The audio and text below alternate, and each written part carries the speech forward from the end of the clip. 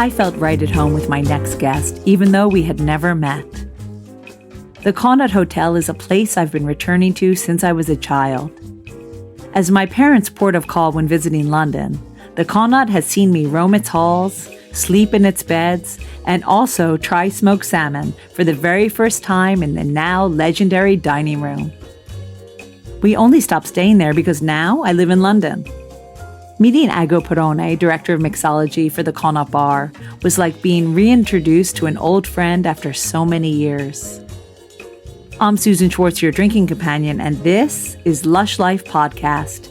Every week, we are inspired to live life one cocktail at a time by the best in the industry. What can I say about Ago Perrone that hasn't already been said? Winner of a myriad of personal awards, including Class Magazine's Best Bartender of the Year and winner of the Bacardi Legacy, now he has led the Connaught Bar to be one of the best bars in the world. Over 2 episodes, this week and next, we'll explore what it takes to earn such accolades. This week sees Ago deciding what path to take in life, and how that choice led him right to the doors of the Connaught Bar.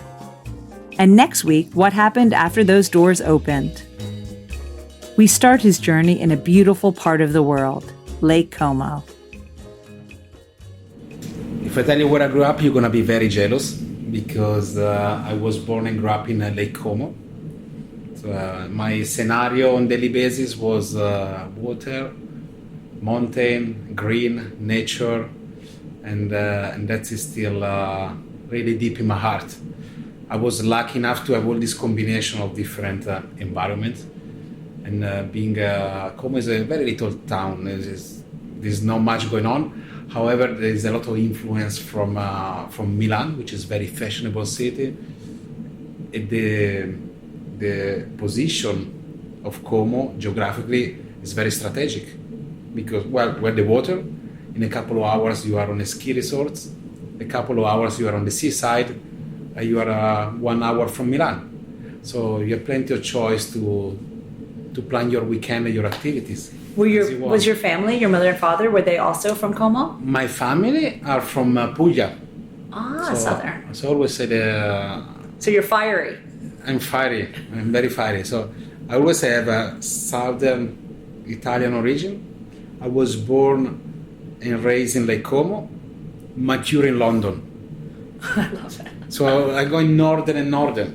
You're getting colder and colder. So I don't know if I don't mind Scandinavia. I like the Scandinavian, some aspect of Scandinavian life.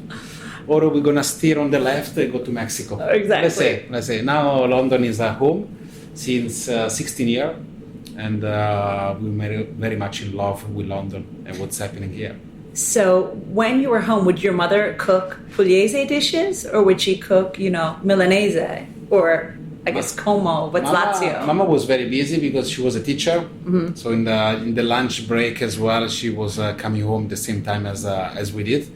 So I think she developed her own style of a blend of Pugliese. So like Mama used to make, literally, like Nonna used to make. That was like sexist of me to think that maybe your father was the cook, right? Yeah, no, Mama, she was very much on the fire to cook. So it was always a good blend because also my father's family, they moved to northern Italy much before he did. And so we had a blend of Pugliese and Comasco all together. So even when we were meeting, was Pugliese dishes and polenta from Como was always a very good, interesting cocktail blend.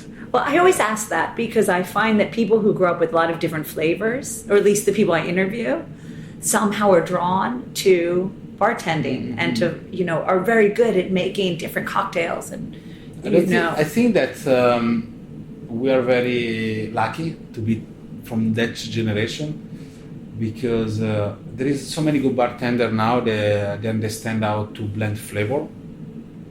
But few of us who had the experience on going to your uncle farm, pick up the tomato, and smell the tomato leaves, and smell when you buy the tomato, and have the flavor of the fresh one.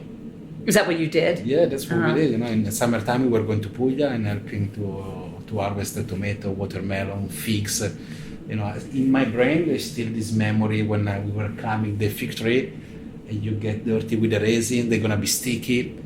And when we do tasting of cocktail spirits or new products, although you understand the flavor, but moreover, there is those memory coming back to you, which is very emotional. Right, of course. And that's what we like to convey. Our personal experience, past, moment, at the moment, when we travel, we might stay with luxurious places, we might stay with very local people, like in Oaxaca, where they speak only the native language, which is not Spanish. So you get all those experience, past, present, from different environments, and you make them into a liquid history, which is a cocktail. Right. Because you want to deliver a little bit of narrative storytelling to your guest, to engage a little bit. And as much as we want to try new things, a lot of us, we so fall back on the things we love because of memory. I mean, I order the bourbon old-fashioned and tequila because those are the things that I love. And, they bring back memories for me as well. I think we have a very good base, and which allow us to be even more experimental without lose the track of what is real, what is sensible as well in this modern world of cocktail. All right, now back to you. Okay. So you're growing up smelling and picking figs and smelling tomato leaves. Walking in the mountain. And walking in the mountains and going skiing and living the life of an Italiano boy. Did you think that you were going to study something or go to university, or what were your plans for when you were young? Since I was very young, I've always been a dreamer. I am still a dreamer.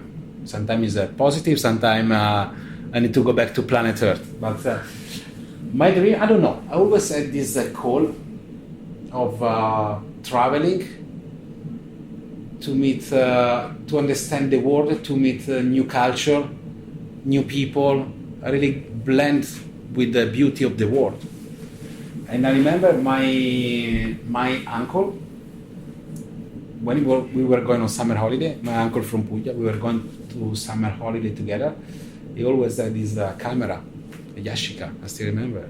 So I start to cultivate this interest of photography. And my parents, they gave me my first camera, remember the little square that you charge from click, click, click. And you put the little 4 squared exactly. flash on top of it. And start to take picture to everything. Right. So, and then I grew up slowly. I bought my first reflex camera. And I always thought I wanted to be a photographer. Even when I was going to high school, I was addicted to taking photo. I didn't have a style, but I was taking photo to everything. I remember it was at school I was one of those creative guys always sitting in the back and never doing your math homework, right? Exactly. No math. One of those ones. But I had the support from a couple of teachers of mine, which are very amazing. One was a geography teacher. He also was passionate of photography. So sometimes we were going out together to do photos. Sometimes as well when I was skipping school, I was calling him and say, Prof, Bordonaro, Prof, look, I'm not going to school today. You're off today. What shall we do? Because he liked me so much. Did he say go back to school? No, because he liked me so much. I say, okay, rather than you to go around by yourself, I'll take you around, we go to take photos together. Fantastic. So obviously they saw something in you. Another teacher was Professor Zabata. I'm still in touch with him after 25 years. He gave me a photography book as an inspiration with the Chinese saying, proverb saying, when somebody indicate the moon, look at the moon, don't look at the finger. Like follow your own instinct. Don't do what other people tell you to do. And the book, the sentence always... How do you say that in Italian? I don't remember it. It was in Italian. There goes my moment. Wait. Se qualcuno ti indica la luna, è quella che devi osservare, non il dito che la indica. Something like that. All right. considering that my Italian is getting worse and worse because I speak Spanish every day at home with Gabi, speak English at work with a little bit of Italian because we are 90% Italian. Yeah, I'm very blended. Anyway, my dream was to be a photographer. I started to work in a friend's bar in the weekend because, when you are 16, 17, 18, you want to be with people which are they have more experience than you, and you get fascinated by to see the gate of finishing the school to go into the grown-up world. Mm-hmm. So I started to work in a Caffè Broletto, which was my first work as a commis. And was this in the town of Como? Town of Como, yeah, town of Como. Does it still exist? It's still there. It changed the name, it changed property, it changed. It was beautiful because it was in a narrow street, always in the shade. So in summertime was very cool. However, we had table in what is a Piazza Duomo of Como, and we were surrounded by fashion shop, by office. So the clientele was very high profile. Mm-hmm. It was like a Mayfair of Como per se. So you had to deal with lawyer, with people working for a clothing brand, manager of big companies. It was fascinating for me. I was still going to school when I started to work. So I was fascinated by this grown-up world. And still the photography was always there. Actually, I was doing some photography for events in the bar and in other discotheques. So I finished the school eventually. They let me go. They let me go, and my parents they offered to pay the University of Photography in Milan, which I declined because I finished the school. I wanted to be a man already. So I said no. I go to work. I'm gonna sort it out by myself.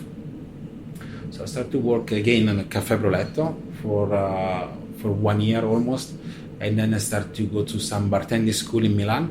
Well, how about your photography? Were you taking photos on the side? Or I was taking photos like a hobby on the side. So when I started to work, I still always had my camera with me, taking photo everywhere. But because life pace changed a little bit, it was on and off. I started to do some flair bartender training in Milan. So you were bartending and really liking what you were doing. I loved it. Did you like the bartending part of it, the social part of it then when you were young? I think that, or a combination? I think it was a combination of the two because the social part was very, very strong, as I told you, because I was curious. I was fascinated to understand those people with more experience than me. They take you as the young apprentice. They teach you life lesson, and it was the little one in the whole group there. So it was and the cocktail making itself. I mean, what kind of things were you making? Talking about 24 years ago, lime was a rarity. So we were making caipirinha, caipirosca with the lemon because lime it wasn't available. If you had a lime, you were lucky. Yeah, it was we're in Italy, the land of aperitivos. So we made the first Campari Shakerato, the first Negronis, Sbagliato. So really for us to make a well-executed aperitivo was very, very important. Understanding different style of ice, but understanding the importance of the ice, the importance of the techniques, making the perfect Caffè Shakerato in the afternoon for the ladies joining for just a free time. There was the romance, was the love in the air, about the combination of the cocktail and the social aspect as well. I really enjoyed as well making cappuccino in the morning because all the people working the area, they were coming to Broletto for a cappuccino before going to work or for a coffee. So you wish them a good day, they come back for lunchtime, you understand the mood, how it was. And then they come, a family. And then they come back for aperitif as well, and you might be able to to change the mood because they had a bad day. You make a good drinks, a couple of good words, and you set them free and happy. So yeah, it was very cool. It was very cool. Then I started to travel a little bit in Italy. I worked a lot in my own time, so I did the proper gavetta, apprenticed process. Not like did you have to go to the bartending school before you traveled? Or? I did one right away. It second one a few months after. And that was in Milan. And the second one in Milano was Trefe, American Bartending School. It was. I love that it's called the American Bartending School. Yeah, because at the time was you had the IBEST, the classic one, and you had the time they were freestyle, flair bartending. Huh. However, we always had the link to quality drink and hospitality in general. The flair was a dynamic way how to serve cocktails and how to engage with people. Was it really popular then? Yeah, it was very popular. It was very popular. It taught me a lot because a part of the moves, because we trained a lot to be more acrobatic, but it taught me a lot because you understand about layout of the bar, how to set up a bar in a more efficient way, rather than have an ice bucket in front of you and bottles sitting there. So, and then at a certain point I was a junior teacher as well in the school. We traveled a lot in Italy to do competition, flair competition. We came second in Italian championship with the Simone, who was my head bartender for about 4 years. And with Simone came to London actually. The Simone. No, Simone Maci. Okay. Simone Maci. No, Simone Caporale he came after from Como as well. He came after me, so we lead the way. Yeah. And then he arrived and he's doing great things. He's a great guy. So yeah, London was after 4 or 5 years. I was working in Milan. I did a couple of seasons in Sardinia as well. So I tried all sorts of different style of bars, from discotheque, very late discotheque, to coffee bar, to more refined cocktail bar. Did you do that with a specific plan in mind, or did they just come one after the other? They come along. It was very spontaneous. Okay, so it wasn't as if, okay, I want to try this to see what this is like. Nope, just I feel it. Whoever would have you. I wanted to learn. Yeah. So wherever I had the reference that this person was good, that I could learn from, I was going. It was 1 hour driving from home in the evening. So in the daytime, I was driving a couple of hours to go to work. In the evening, drive 1 hour to go back. But it wasn't. I wasn't bothered because I was learning. I was getting something out of it. Was London always on your mind? I want to go to London because I know what's happening there. I mean, it was pretty early. London at the time, talking about 2000, it was a destination for a few people only, because 2000 is early. Yeah, because the places where you could work in a proper way, they were much fewer than now. It was Milk and Honey, was a Lab. Right. Those were two main. Milk and Honey, very classic, elegant.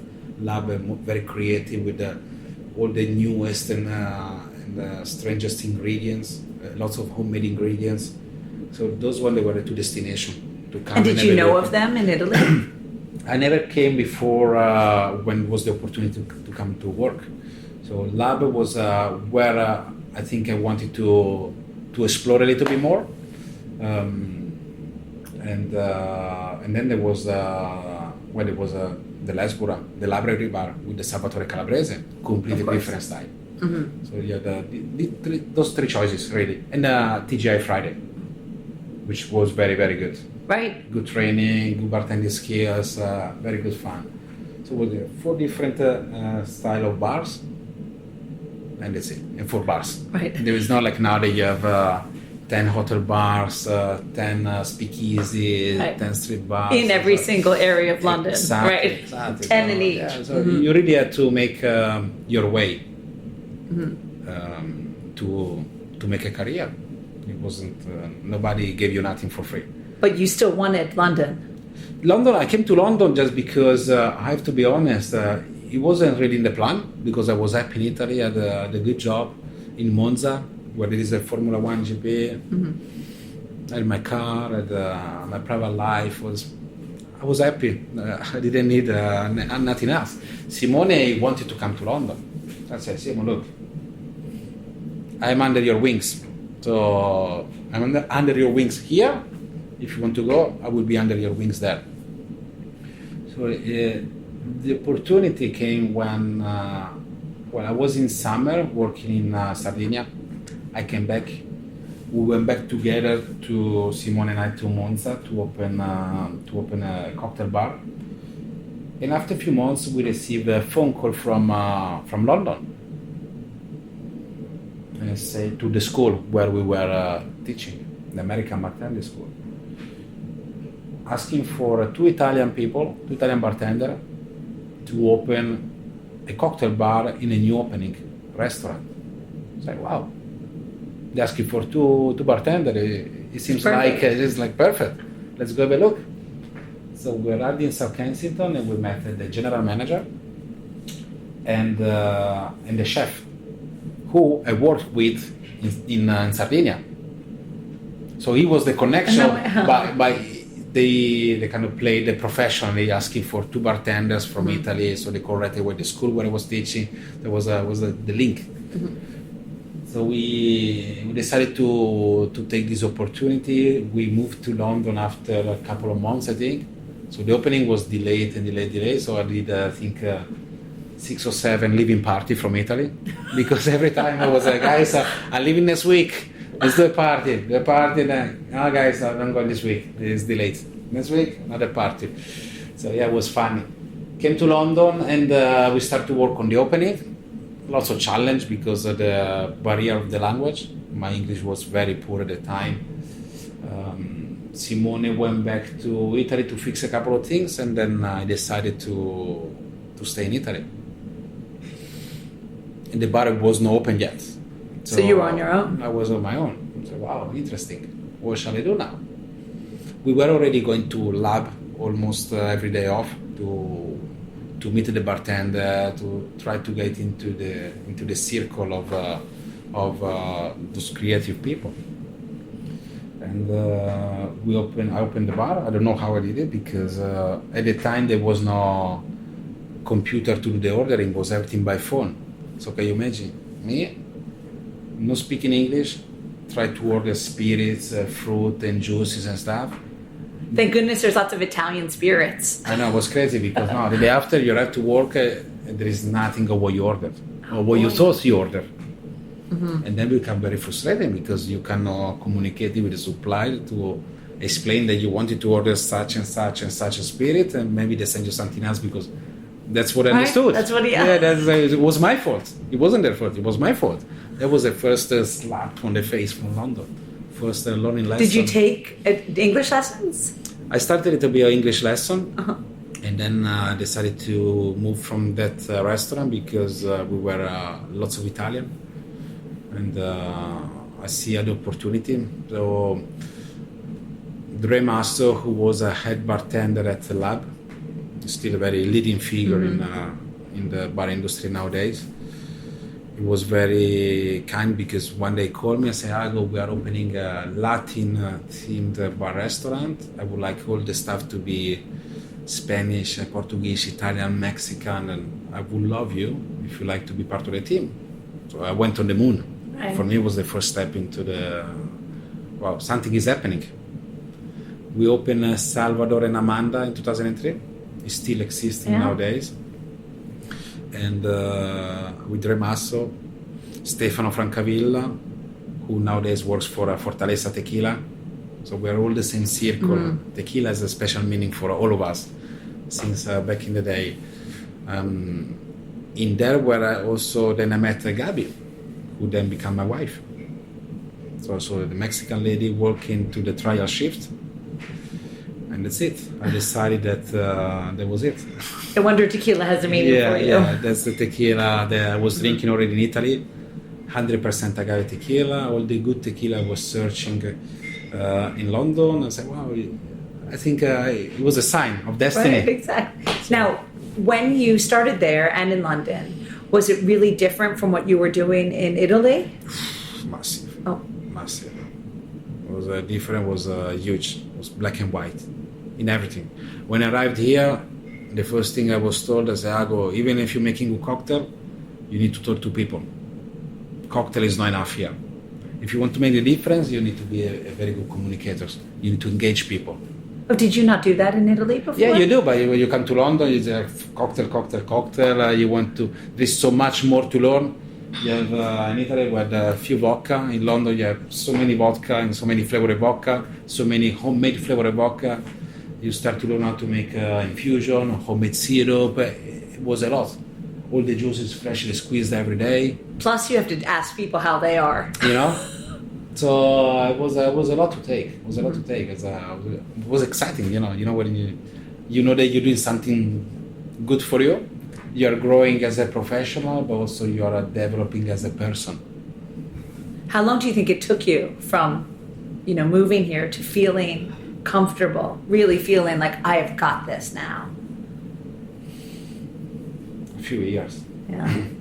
I mean, you never really can say I got this because there is always something else coming along. And there's always something to learn. But yeah, I mean, exactly. where you felt, okay, this is... I can start to talk. Yeah. I think it was, so from Salvador Amanda, I moved in spring 2014, I moved to Dusk, which was the first cocktail bar south of the river with Nidal Ramini, who was the partner, owner. Where this fantastic, it was a cocktail club actually, because the bar was big. It was cocktail led. We were making so many cocktails every night. Everything was with mother fruit, so you were shaking, mothering. It was a labor of passion really. Every night was a labor of passion, and you felt it all. 2 years was very successful in there. I started to make some competition. My name started to raise a little bit in the industry. I've always been very independent. I never wanted to be part of any association. No in Italy, no in the UK, because nothing against. Just I wanted to be independent. That's Do you remember your first competition? Back when? My first competition in London. Yeah. Cocktail competition in London. It was a gin competition.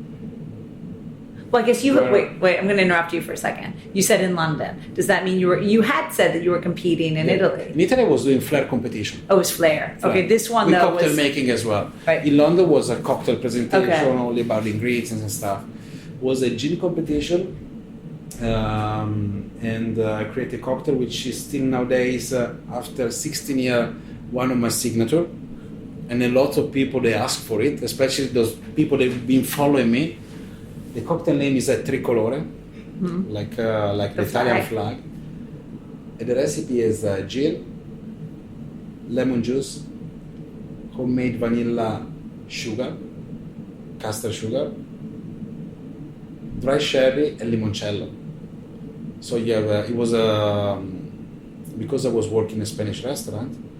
I wanted to use gin because it was the British aspect. Sherry because of the Spanish touch of the restaurant. Limoncello is a good Italian. Right. And then lemon and sugar to balance. So it's shaken, served in a martini glass with a classic red cherry on the bottom to give the fleshy appearance. This cocktail is listed in D4 guides as well. See, it became classic right away. Classic right away. Can you imagine? So in 2004, 2006, then we opened Montgomery Place. So we Nidal told me, Ago, we get in this venue in Notting Hill. We want to do something cool. 2006 was when the forgotten classic they start to raise. When in all the bar show in London, there were Jared and Anastasia, dear friend of mine now, coming to UK to do lecture about American cocktail. When all the American, Del de Groff, all the American people coming to London to share the American aspect of cocktails. And here there was Nick Strangeway and Harry Besant, God bless him, Dremasso, counterbalancing with the British heritage of cocktail. So there was always this yin and yang. The war of the worlds. Yeah, exactly. So we opened Montgomery Place with the idea to have a small New York style cocktail bar. It wasn't a speakeasy, however it was beautiful with dark wood, dark leather, all the furniture from Italy, bespokely made. It was in this Kensington Park Road. we were surrounded by Italian restaurants. So it was like being in Italian village, but we were this element of cocktail. And Montgomery Place, it was very, very popular right away because we drawn a lot of attention from the UK industry, from the international industry. The time was when was drinkboy.com, a kind of blog about cocktail.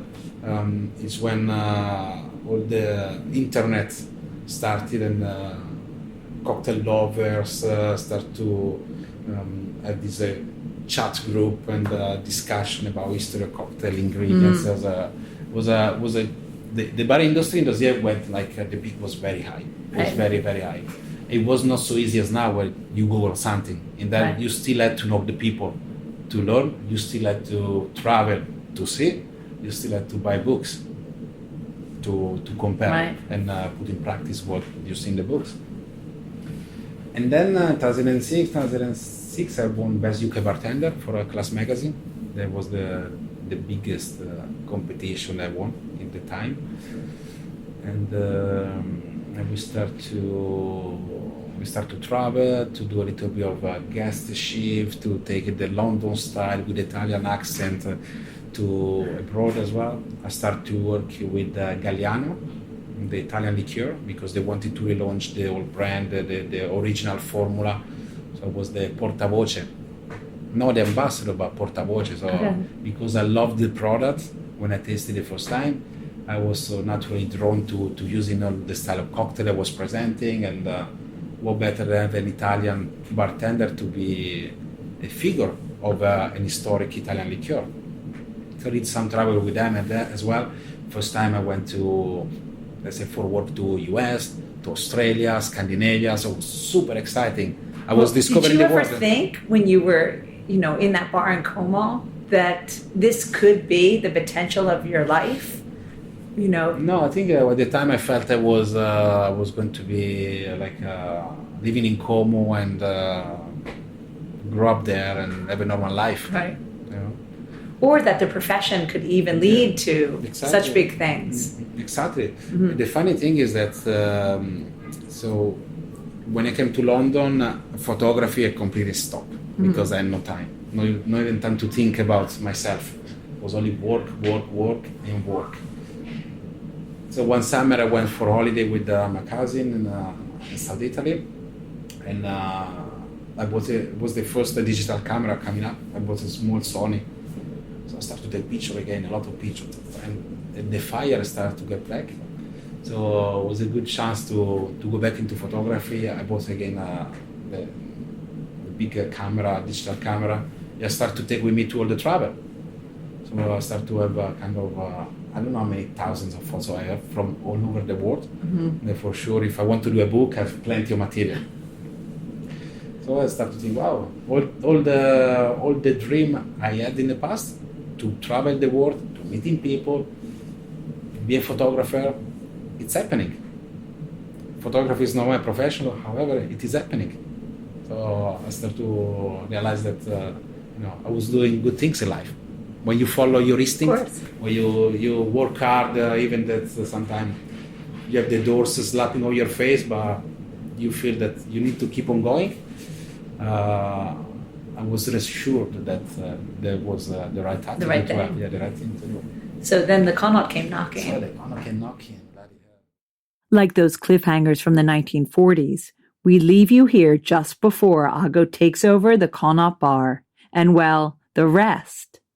You'll have to join us next week to find out how his and his team's efforts made the Connaught Bar what it is today. But we leave you now with our cocktail of the week, one of Ago's creations that has become a classic. Our cocktail of the week, the Malata Daisy, may seem like it's been a classic for years. But Ago created it in 2009, and it led him to victory at the 2009 Bacardi Legacy final. It's simple to make and a treat to sip. Put all of these ingredients into a shaker. 40 ml of Bacardi Superior Rum, 20 ml of freshly squeezed lime juice, 1 bar spoon of castor sugar, a half a bar spoon of fennel seeds, 20 ml of dark creme de cacao liqueur, And finally, 10 mLs of Galliano. Shake all the ingredients over ice and then double strain into a champagne coupe glass. Garnish with cacao powder on the rim. You'll find this recipe and all the cocktails of the week at alushlifemanual.com, where you'll also find all the ingredients in our shop.